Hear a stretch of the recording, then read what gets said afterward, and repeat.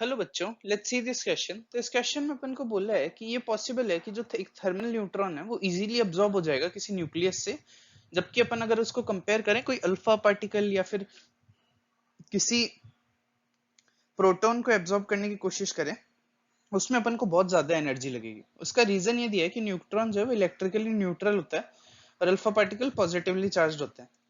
तो ये क्वेश्चन करने में जो की कॉन्सेप्ट लगेगा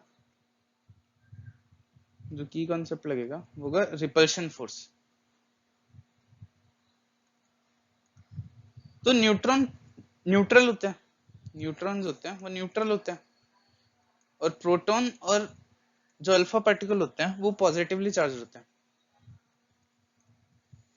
वो पॉजिटिवली चार्ज होते हैं। तो अगर अपन कोई न्यूट्रॉन को ऑब्जर्व करेंगे न्यूक्लियस के अंदर, उस पे सिर्फ अट्रैक्टिव फोर्सेस लगेंगे न्यूक्लियस की वजह से। ये न्यूट्रॉन होगा, ये न्यूक्लियस हो गया, तो ये न्यूट्रॉन पे अट्रैक्टिव फोर्सेस लगाएगा न्यूक्लियस, तो इजीली अब्सॉर्ब हो जाएगा। मतलब इसमें कम एनर्जी लगेगी अपन को। तो असर्शन करेक्ट है। और इसका रीजन क्या हुआ, यही सेम न्यूक्लियस के पास अगर कोई अल्फा पार्टिकल या फिर अगर कोई प्रोटॉन होगा, तो इन दोनों को, ये दोनों एब्जॉर्ब नहीं होंगे क्योंकि न्यूक्लियस इन दोनों को रिपेल करेगा, क्योंकि न्यूक्लियस खुद पॉजिटिवली चार्ज है। तो पॉजिटिव पॉजिटिव चार्ज एक दूसरे को रिपेल करेंगे।